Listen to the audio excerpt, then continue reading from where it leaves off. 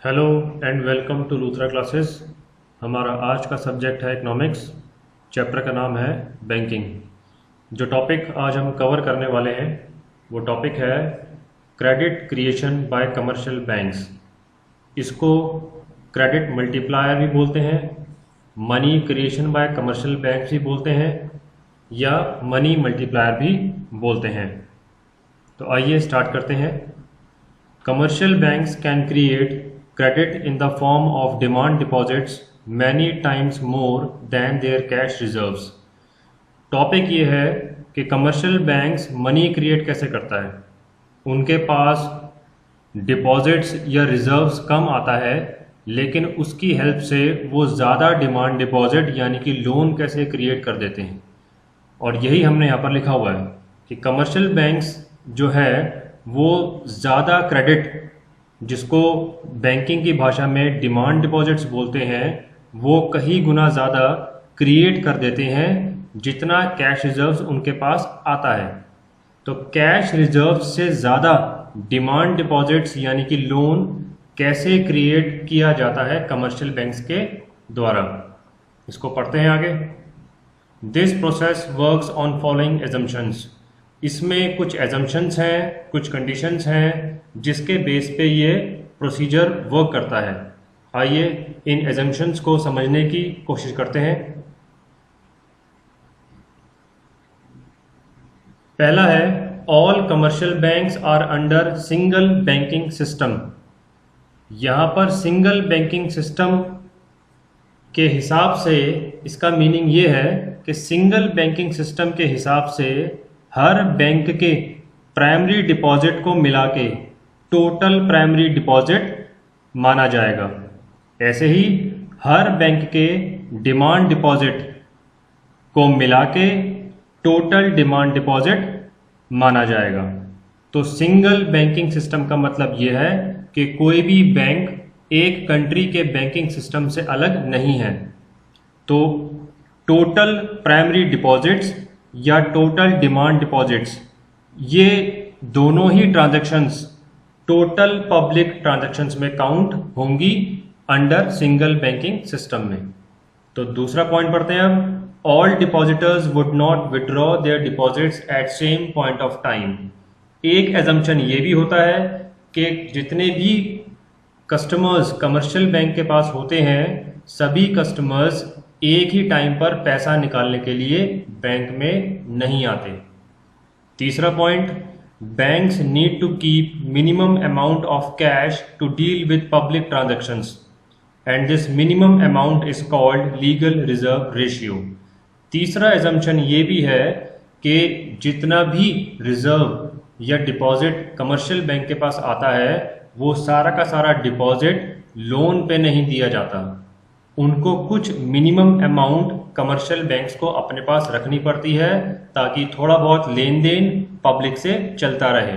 इस minimum amount को जो कमर्शियल बैंक अपने पास रखती है पब्लिक से लेन देन करने के लिए, इसको लीगल रिजर्व रेशियो बोलते हैं। किसी किसी जगह पर कैश रिजर्व रेशियो भी इसको बोला गया है। आइए अब आगे पढ़ते हैं।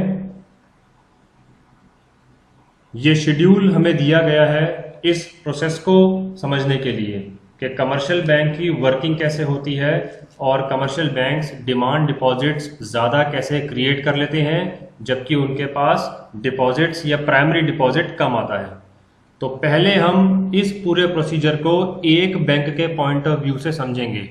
अगर आप इसको एक बैंक के पॉइंट ऑफ व्यू से समझ जाएंगे तो वही लॉजिक सभी बैंक के ऊपर एप्लीकेबल हो जाएगा, जो कि मैंने पहले पॉइंट के हिसाब से बताया था कि each and every commercial bank works under single banking system. तो वो लॉजिक सब पे एप्लीकेबल हो जाएगा। तो इसको समझने की कोशिश करते हैं। हम मान लेते हैं कि बैंक के पास पहला प्राइमरी डिपॉजिट आया 1000 रुपये। ये किसी पर्सन वाई ने डिपॉजिट कराया।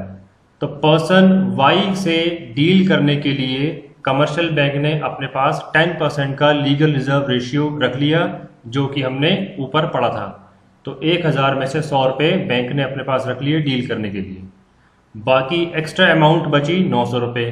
ये 900 रुपये का कमर्शियल बैंक ने लोन क्रिएट कर दिया या डिमांड डिपॉजिट क्रिएट कर दिया। 900 रुपये का लोन किसी दूसरे पर्सन को दे दिया। अब जिस पर्सन ने 900 रुपये का लोन लिया था, कुछ टाइम बाद उसने वो 900 रुपये बैंक को वापस कर दिए। तो जब लोन दिया था कमर्शियल बैंक ने, तो उस टाइम जिस पर्सन को लोन दिया था उसका अकाउंट अपने पास ओपन कर लिया था। बैंक कभी भी कैश में लोन नहीं देती है, हमेशा अकाउंट में ट्रांसफ़र करके देती है। इस वजह से एक और नया अकाउंट बैंक के पास बन गया, वो 900 रुपये का। तो वो 900 रुपये जब वापस आए तो बैंक के पास अब एक अकाउंट 900 रुपये का और नया खुल गया था। अब सेकेंड स्टेज में जो सेकेंडरी डिपॉजिट आया वो बैंक के पास 900 रुपये आया। अब बैंक के पास जो एक्स्ट्रा अमाउंट है वो 900 रुपये है, 1000 नहीं है। 1000 इसलिए नहीं है क्योंकि 1000 में से 100 रुपये वो पहले ही उन्होंने 10% का रिजर्व पर्सन वाई के लिए रखा हुआ है। तो 900 रुपये से अब डील करना है बैंक के पास जो एक्स्ट्रा अमाउंट है। अब 900 में से बैंक ने अपने पास 90 रुपये फिर से रखने हैं 10% और किसी तीसरे बंदे को लोन देना है। तो 900 में से 90 रुपये काट के जो लोन गया वो गया अब 810 रुपये।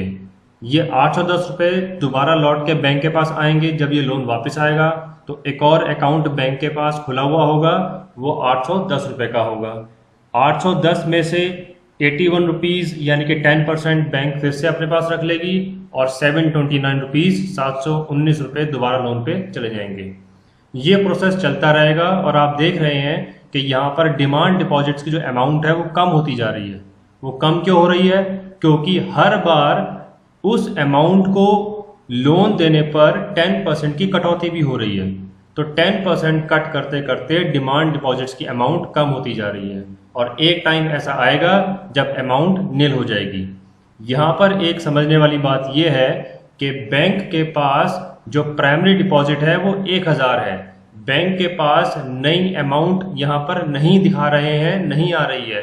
1000, 900 और 810, इसमें से 900 और 810 कोई नई अमाउंट नहीं है। 1000 को ही उन्होंने रीयूज किया है, दोबारा तिबारा लोन पे दिया है। तो उसी 1000 में से 10% कटौती करते करते बैंक लोन आगे देती रहती है। तो अब यहाँ पर हमारा पॉइंट क्लियर होता है कि बैंक के पास अगर प्राइमरी डिपॉजिट कम है तो वो डिमांड डिपॉजिट्स ज़्यादा क्रिएट कैसे कर देती है। वो इस तरीके से कर देती है कि जो प्राइमरी डिपॉजिट 1000 रुपये बैंक के पास आया होता है उसको दोबारा यूज करके रीयूज करके और 10% का लीगल रिजर्व रेशियो अपने पास रख के बैंक बार बार उसी अमाउंट में से लोन देती रहती है और वो लोन की जो अमाउंट है, जो डिमांड डिपॉजिट्स है, वो कम होता रहता है और आखिरी में वो नील हो जाता है।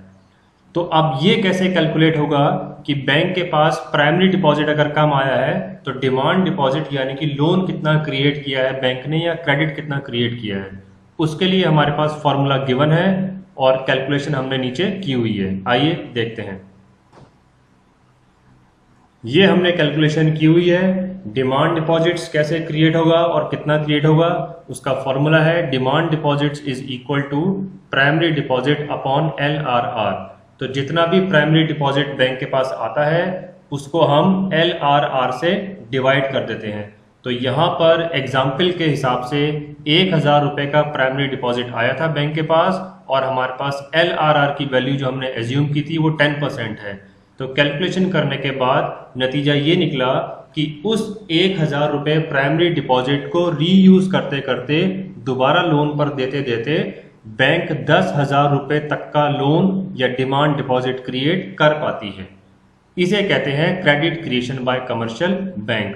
तो ये वर्किंग प्रोसीजर जो एक बैंक का सिस्टम है मनी क्रिएशन का, वो सभी बैंक्स पे एप्लीकेबल होता है और इस तरीके से हम सभी बैंक्स का प्राइमरी डिपॉजिट काउंट कर लेते हैं और सभी बैंक्स का हम डिमांड डिपॉजिट्स काउंट कर लेते हैं, जो कि हमारा पहले वाला जो एजम्पशन है उसको फुलफिल कर देता है। आइए नीचे पढ़ते हैं अब। Above information shows that bank receives a primary deposit of ₹1000। ऊपर डिटेल्स हमें पता लगता है कि बैंक प्राइमरी डिपॉजिट रिसीव करता है 1000 रुपये and they have created demand deposits up to ₹10,000। और उस 1000 से 10,000 तक का लोन यानी कि डिमांड डिपॉजिट्स बैंक क्रिएट कर देती है with regular reserve of LRR as 10%। और साथ में जो बैंक को पब्लिक ट्रांजैक्शन के लिए पैसा अपने पास रखना होता है, लीगल रिजर्व रेशियो वो 10% का रेट हमने एज्यूम किया, तो उस हिसाब से बैंक 10,000 तक का लोन क्रिएट या डिमांड डिपॉजिट क्रिएट कर पाई है।